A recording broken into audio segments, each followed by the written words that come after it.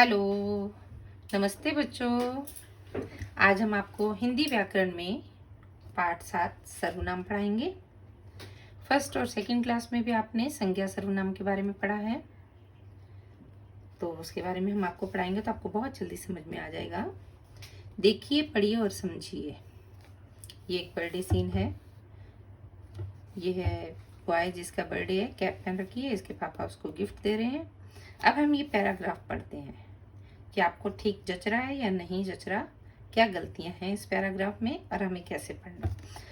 आज ये red colour से बच्चे का नाम बार बार रिपीट हुआ है क्योंकि इसका जन्मदिन है। इसका नाम है रमन। आज रमन का जन्मदिन है।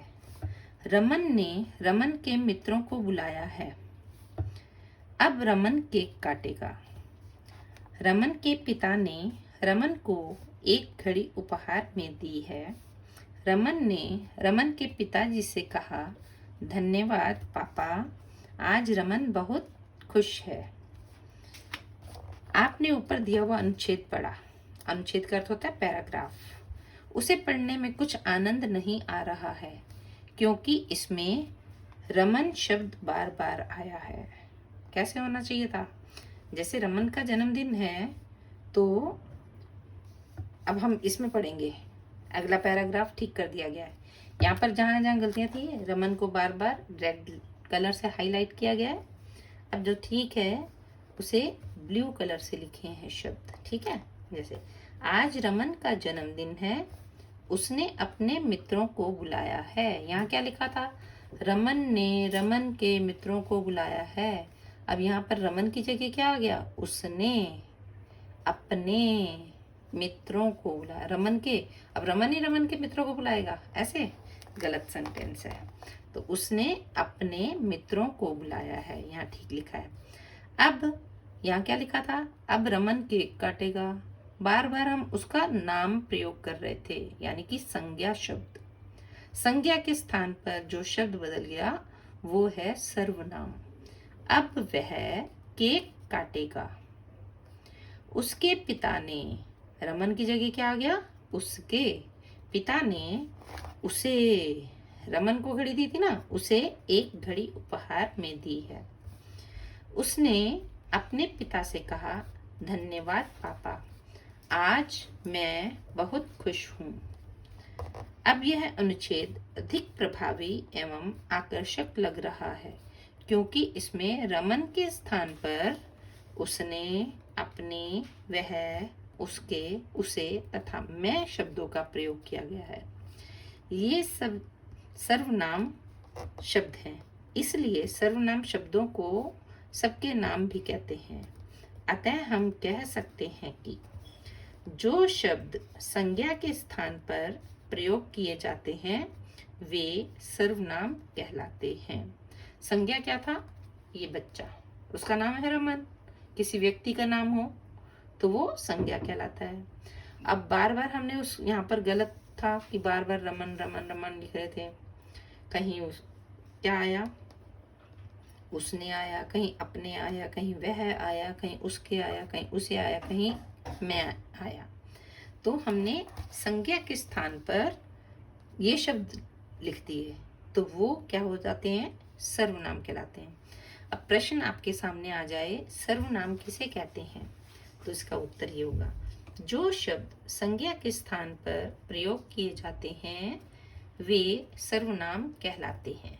ठीक है, अब हमने सर्वनाम के बारे में पढ़ा और आगे पढ़ाएंगे आपको सर्वनाम के भेद।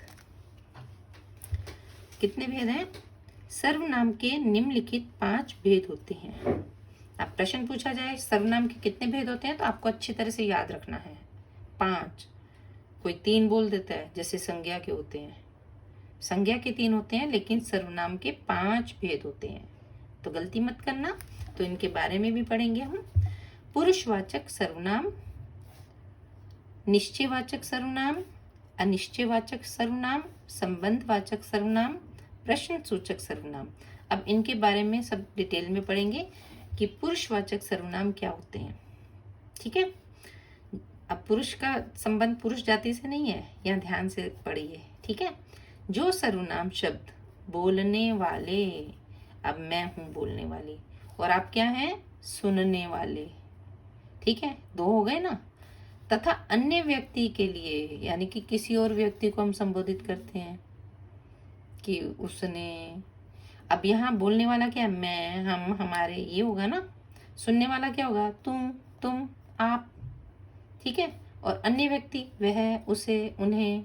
तो ये हो गया। के लिए प्रयोग किए जाते हैं पुरुषवाचक सर्वनाम कहलाते हैं। जैसे अपने लिए क्या है, मैं आपको पढ़ा रही हूँ, मेरा काम पढ़ाना है, हम पढ़ा रहे हैं, हमारा पाठ ध्यान से पढ़ो, हमें समझ में आना चाहिए। तो ये मैंने अपने लिए कहा, लिखा है ना, बोलने वाला, सुनने वाला और अन्य व्यक्ति, थर्ड पर्सन जो होता है। अपने लिए ये शब्द प्रयोग होते हैं मैं, मेरा, हम, हमारा, हमें आदि। सुनने वाले के लिए हम क्या कहेंगे, तू। कहीं कहीं तू बोला जाता है, कहीं तुझे बोला जाता है, तुम भी कहते हैं, तुम्हें भी कहते हैं, तुम्हारा भी कहते हैं, आप भी कहते हैं। सही भाषा में हम बड़ों को आप कहते हैं, तुम्हारा भी कह देते हैं, तुम्हें भी कहते हैं। तू, तुम, हम, आप बच्चों को मना करते हैं, लेकिन कोई बात नहीं, जहाँ तू का प्रयोग होता है तू भी बोलते हैं, तुझे भी कहते हैं, तुम भी कहते हैं। ये होता है सुनने वाले के लिए। ठीक है, अन्य व्यक्ति के लिए क्या, वह, थर्ड पर्सन हो गया ना, उसे, उसका, उसकी, वे, उन्हें, उनका आदि। तो तीन तरह के व्यक्ति होते हैं, इसे पुरुषवाचक सर्वनाम कहते हैं। ठीक है, अब निश्चयवाचक सर्वनाम, जो सर्वनाम शब्द किसी निश्चित व्यक्ति, वस्तु के लिए प्रयोग किए जाते हैं, निश्चयवाचक सर्वनाम कहलाते हैं। यह मेरा घर है, किसी का नहीं बोला, मेरा, निश्चय हो गया ये, यह मेरा घर है। ख, वह रोहन की किताब है। तो किताब किसकी है, रोहन की है, सोहन की नहीं है, किसी और व्यक्ति की नहीं है, यानी कि हमने उसका नाम बता दिया, निश्चय हो गया ना। तो ये निश्चयवाचक शब्द कहलाते हैं, सर्वनाम कहलाते हैं। अनिश्चयवाचक सर्वनाम कौन से होंगे, जो सर्वनाम शब्द किसी अनिश्चित व्यक्ति, वस्तु, स्थान आदि का बोध कराते हैं, अनिश्चयवाचक सर्वनाम कहलाते हैं। आप बच्चों को भी थर्ड क्लास के हैं तो पूरे डिटेल में भी पता होना चाहिए। चाय में कुछ गिर गया है, चाय तो संज्ञा शब्द है ना, कुछ गिर गया है। अब मच्छर गिरा है या मक्खी गिरी है ये नहीं पता, यानी कि हम ऐसे अंदाजा लगा रहे हैं। तो कुछ गिर गया है। दरवाजे पर कोई खड़ा है, हाईलाइट किए गए हैं इन शब्दों को, कोई। अब लड़का है, लड़की है, आदमी है या औरत है नहीं पता, हम वैसे कहें ना, दरवाजे पर कोई खड़ा है, यानी कि अनिश्चयवाचक। अब संबंधवाचक शब्द सर्वनाम, जिन सर्वनाम शब्दों का दूसरे सर्वनाम शब्दों से संबंध होता है, संबंधवाचक सर्वनाम कहलाते हैं। जैसे जहाँ चाहा वहाँ रहा, मुहावरा है, लोकोक्ति है, जहाँ हमारी चाह होती है वहाँ हमारी राह बन जाती है। जैसा करोगे वैसा भरोगे, जैसा का संबंध कैसा है, वैसा से। तो ये संबंधवाचक, यानी कि एक दूसरे के पूरक हैं ये शब्द, यानी कि इनका संबंध एक का, जैसा करोगे जैसा भरोगे नहीं होता, जैसा करोगे वैसा भरोगे। तो ये चौथा है संबंधवाचक सर्वनाम। अगला है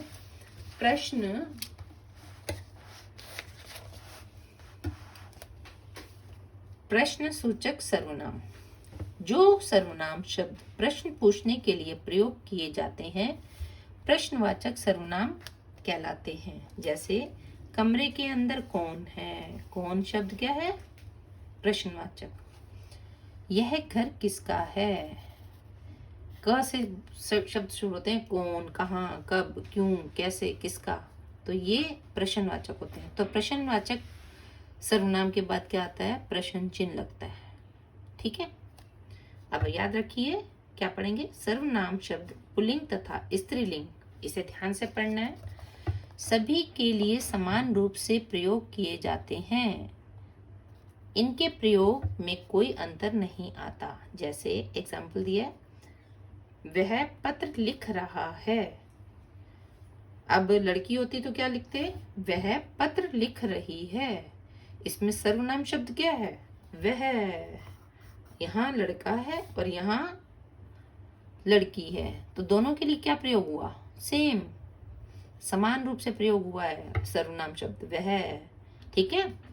मैं छात्र हूं, यहाँ पर पुल्लिंग है, तो मैं क्या है? सर्वनाम। अगर छात्र होता है, जो लड़का होता है वो छात्र होता है, और जो लड़की होती है वो छात्रा होती है, तब भी वो क्या कहती? मैं। तो दोनों के सर्वनाम में कोई अंतर नहीं आया। तो सर्वनाम शब्द पुल्लिंग तथा स्त्रीलिंग सभी के लिए समान रूप से प्रयोग किए जाते हैं, ये ध्यान रखना है आपने। ठीक है। बाकी उनका जो लिख रही है, लिख रहा है, क्रिया बदल जाती है। ठीक है। छात्र का छात्रा हो गया, ठीक है, तो वो बदल जाएंगे, लेकिन उनका सर्वनाम नहीं बदला।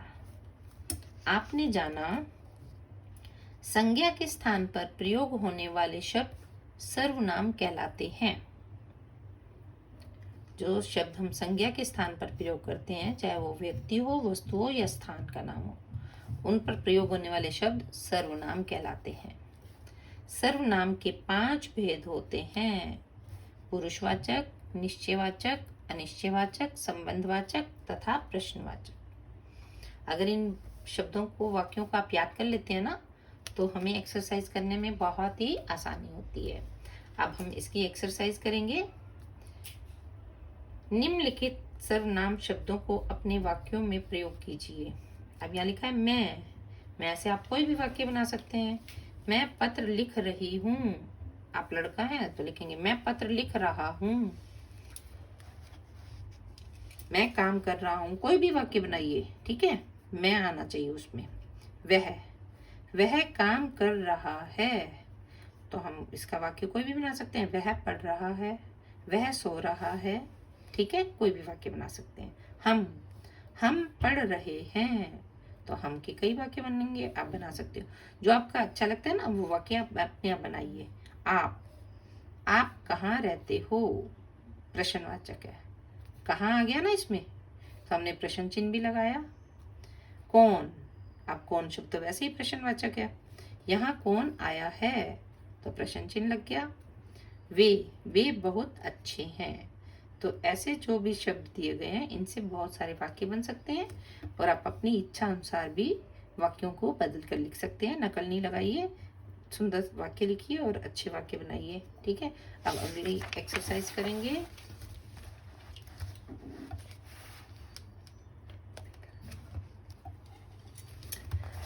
प्रश्न 2, सही विकल्प पर सही का चिन्ह लगाइए। विकल्प क्या होते हैं? ये जो ऑप्शन दिए गए होते हैं।